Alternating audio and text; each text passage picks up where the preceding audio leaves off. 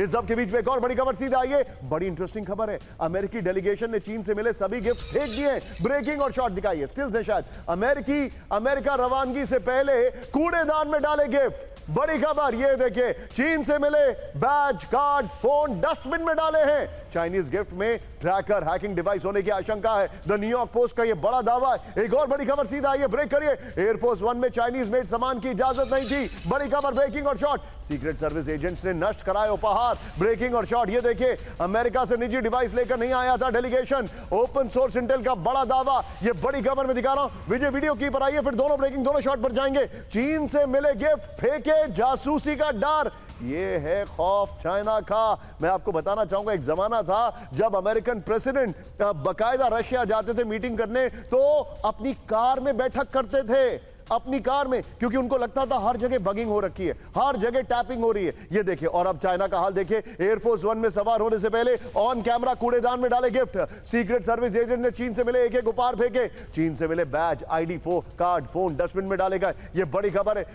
विजय, मैं चाहूंगा दोनों ब्रेकिंग दोनों शॉट लीजिए। सीधे चलिए डी के पांडे सर के पास। पांडे सर, अब आप मुझे बताइए, क्या हम ये कोल्ड वॉर के एरा में नहीं है? काहे का ड्रामा, काहे की हिपोक्रेसी कि हमारा बहुत अच्छा स्वागत हुआ, it was a great trip. इतना बड़ा दोनों में डिस्ट्रस्ट है सर।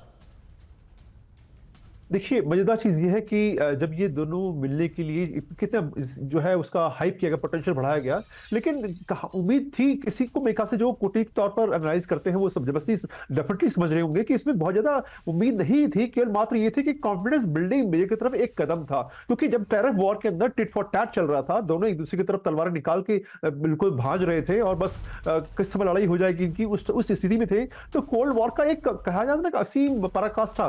तो ये जो है, ऐसे हालात में कोई कॉन्क्रीट रिजल्ट आएगा, और जिस प्रकार से वो लेके गए थे 16-17 जो उनके सीईओज थे बिजनेस के लिए, उनमें देखिए कोई पर्टिकुलर डील नहीं हुई। लेकिन मैं कह रहा हूं कि जो ट्रंप कह रहे हैं, मैं पहली बार सहमत हो रहा हूं कि एक सक्सेसफुल डील हुई, कि वो वहां गए, बातचीत तो हुई कम से कम, और अगले हो सकता है कि अगले पड़ाव में कुछ ब्रेक थ्रू हो। कोई इसका कोई भी आउटपुट नहीं निकला, कोई आउटकम नहीं निकला, इसमें कोई शक नहीं, लेकिन एक आउटकम निकला कि दोनों ने बात की कम से कम। ईरान, और हालांकि डोनाल्ड ट्रंप क्लेम कर रहे हैं कि ईरान के मामले में दोनों देश एक मत है कि वो न्यूक्लियर उनके पास वेपन्स नहीं होने चाहिए और स्ट्रेट ऑफ हॉर्मुज खोला जाना चाहिए। और वो कह रहे हैं कि मैंने फेवर नहीं मांगा, क्योंकि फेवर मांगो तो फेवर देना पड़ता है। तो मुझे मालूम है, ये डोनाल्ड ट्रंप ने कहा भी, क्या जब लोगों ने पूछा कि भाई क्या आपने पूछा स्ट्रेट ऑफ हॉर्मुज के लिए क्या करना है क्या नहीं करना, और क्या दबाव डालेगा ईरान के ऊपर चाइना, उन्होंने कहा भाई मैं कैसे फेवर मांगता, अगर मैं फेवर मांगता मुझे फेवर देना पड़ता। और उनको भी सोचिए, उनका 40% से ऊपर उनका एनर्जी जो सोर्स है वो वहां से आता है, तो निश्चित रूप से प्रेशर डालेगा।